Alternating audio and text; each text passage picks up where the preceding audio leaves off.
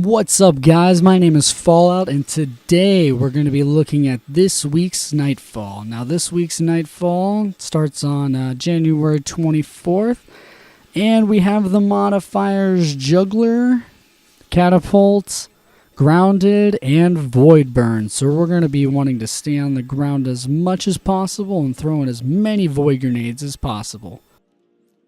Alright guys, to start off, I'm going to be showing you my Defender Titan build. Now today we're going to be running an almost all armor base, just a little bit of recovery and almost no agility because that's not really important to me in this strike. Now I'm going to be using Blessings of Light, and I'm going to be running Suppressor Grenades to kill the hordes of Thrall. And lastly, I'm going to be using Iron Harvest to help get those extra orbs for my teammates. Now to start off, we're going to be running my Cryptic Dragon with Firefly, my Void Sniper Event Horizon, and lastly, I'm going to be using my Sound and Fury Void Rocket Launcher. You could use Truth here, but I just haven't dropped one yet. And lastly, I'm going to be running my Armamentarium. This is for my double grenade throws. This will be very useful with Catapult and the Void Burn. Alright guys, when you start on this Nightfall, it's going to start you in the Summoning Pits, and right off the bat, you're going to be able to see Malak. Now, you're not going to have to worry about him. He's not going to attack you or anything. He's just going to spawn in 2 orbs along with a bunch of different Scions. You need to kill them as fast as possible because they will duplicate, and it can get really frustrating and really annoying because they duplicate really fast. Now, if you guys have played this strike before, you may or may not have known of this this little cheese area, but if you go where I'm going to go, the Thrall will not be able to hit you up here because they will not come up here.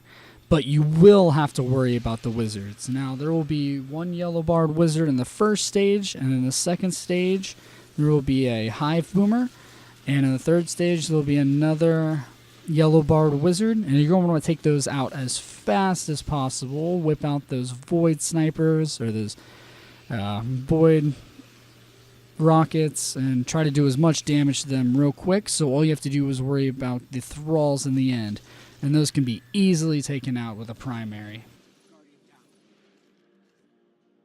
Alright guys, now once you've killed all the Thrall in the third stage, you're going to want to take the last relic up to this door.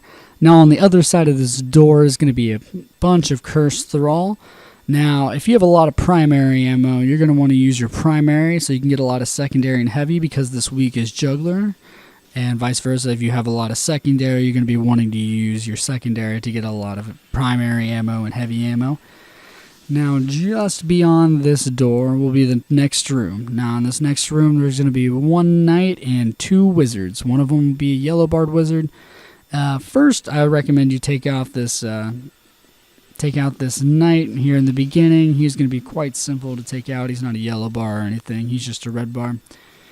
And the next wizard will show itself relatively soon. I recommend you use supers here. You can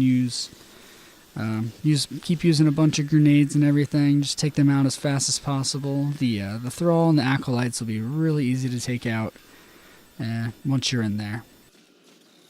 Now, as you come into this next room, in my opinion, this is the most difficult room. There's going to be a yellow barred wizard right as you spawn in. You're going to want to take him out as fast as possible. Use as many grenades as you can. Use that Catapult modifier to your advantage. And I recommend you whip out your Void Sniper or Void Rocket and try to get as many headshots as you can on that wizard. Try to get him out of the way real quick. And not to mention, you got to get rid of all the Acolytes.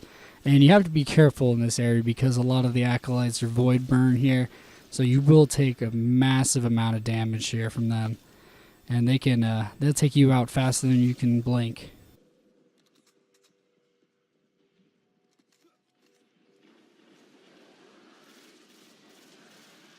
Now, once you enter this next room, you guys are going to find 2 knights and 2 wizards. These knights should be pretty easy to take out. They're nothing special. They're just red bars. 1 quick, easy headshot with a Void Sniper should take him out pretty fast. But one of the wizards will be a yellow bar, and he'll just be a little bit more trouble. Luckily, there's no more Acolytes or Thrall running around in this area, so it should be pretty easy to take him out.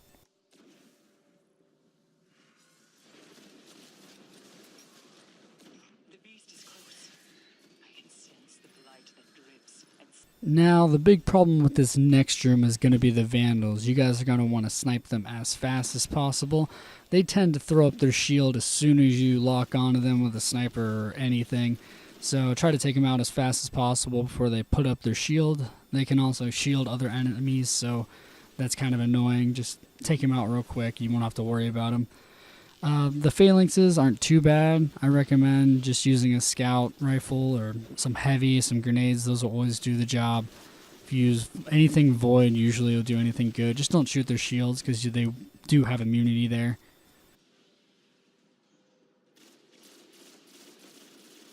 Alright guys, now as we enter the boss room, as soon as he spawns in, you're going to want to throw grenades and rockets at the ground because he spawns thralls right next to him.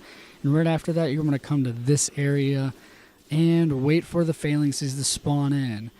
Now, I recommend you take these out as fast as possible because this is really the only place to stay during this boss encounter. Now, after he takes a certain amount of damage, at the bottom left-hand corner it'll say Malak summons enemies or foes, and you're going to want to take those out as soon as possible. They're going to spawn right, see it.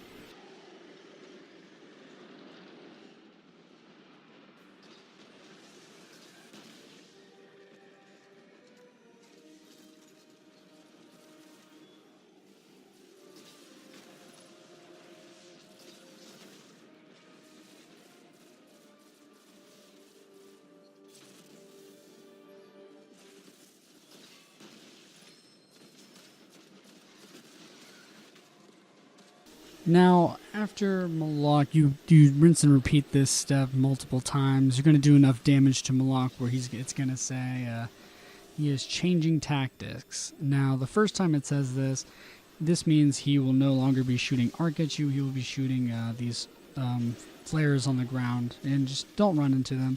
This part's fairly simple compared to the next last part. Just keep doing what you're doing, killing the phalanxes as soon as they spawn in. Kill the right side, kill the left side, and take out those orbs.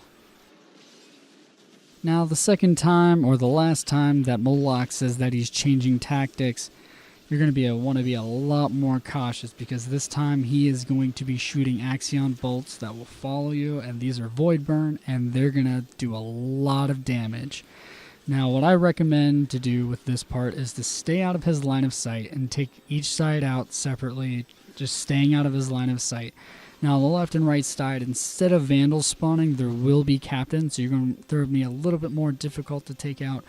But once you do, it should be pretty easy from there. Just remember, like I said, just stay out of his sight, and he shouldn't shoot them at you. But if you do get in a scenario where he does shoot them at you, as you will see here in a few seconds, you're just going to want to shoot them as fast as possible so that he does not kill you and your whole fire team. I have had this kill my whole fire team in literally like 2 seconds, and it's no fun to have to restart at this point.